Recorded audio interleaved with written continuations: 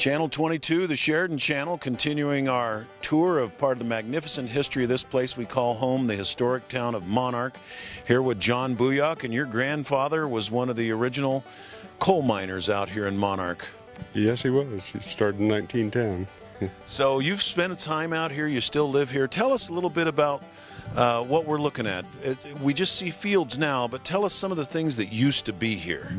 Well, some of it's going to be second or third hand because I've only seen it in maps, but some of the buildings were still here when I was a kid, so I remember some of them. The main track from the mine that the coal cars and the electric railway came up was right along this road that we're standing on. Next to it was the trolley track that came from town, and there was a roundhouse back here where they turned the trolley around to head back to Sheridan. Right over here? Yeah. And I understand from some of the maps I've seen that there was a house of ill repute here right close to the end of the trolley line also. Is that what they called it on the map?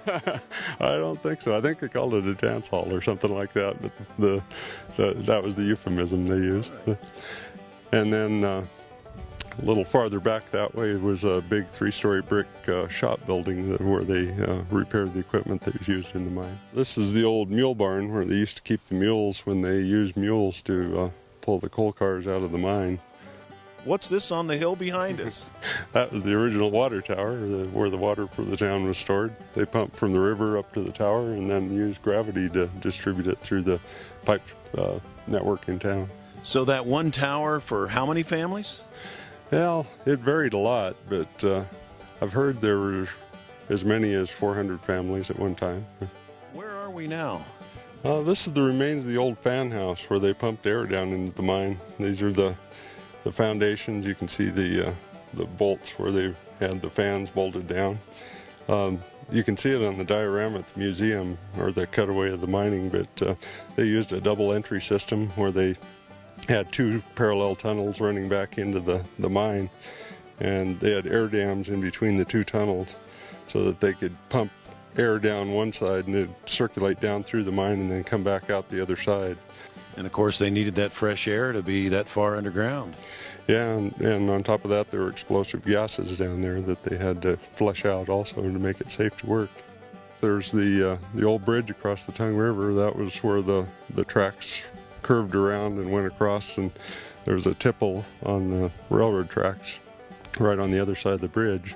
And then back all along the big field along the river were houses. A little bit further up this direction was the mine offices. Next to that was the old Monarch trading post, the company store. But then, and then right at the bottom of the hill over here was the bathhouse where the miners would go to get cleaned up before they went home after their shift. So, and then I noticed not all the buildings are gone, and in particular there's a beautiful church here. Tell us about that. That was the old Catholic church, and it was purchased here a few years ago.